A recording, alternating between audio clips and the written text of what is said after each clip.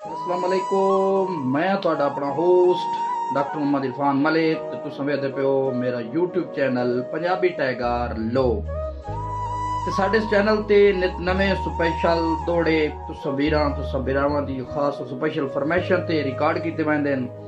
अज सानू जनाब वियतनाम तो स्पैशल फरमाइश की है मेरे प्यारे दोस्तां मेरे प्यारे भाइयों ने जनाब राय फुरकान अमन डुड्डी साहब हाल मुकीम वियतनाम बहमरा जनाब मलिक जहीर अमन नथोका साहब हाल वियतनाम। उन्होंने स्पेशल फरमाइश ते चंद कीमती गल्लां चंद कीमती दौड़े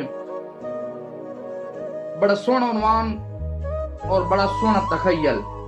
मलिक साहब डुड्डी साहब भाई किस्मत दे रेगिस्तान दे विच अज ताईं लाचार पैरोंदे कुछ आबिद धुप ते कार विहिन हर कदम ते पैर परोंदे ते दो शहर अखीं दे पोड़ियां ते हुण खुफिया तौर ते रोंदे मैं तां समझे सदमा जर गया खामोश भी मातम होंदे।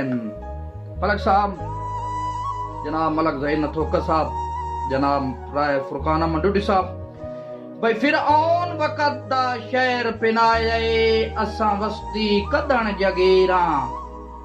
फिरऔन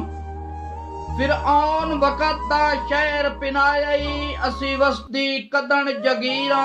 सानू डिठिया माजी याद करे से भले वक्तां दी तस्वीरां ते खैरात दे तौर ते आबिद हस पाओ ओ तेरी अखियां दी तौकीरां बुक पिठी हुई कणक दा वापस लै भला असा कोई आम फकीर तुसा जियो वाल कलाक होवे इश्क च रोल वैंदा है बंदा जितना चलाक होवे।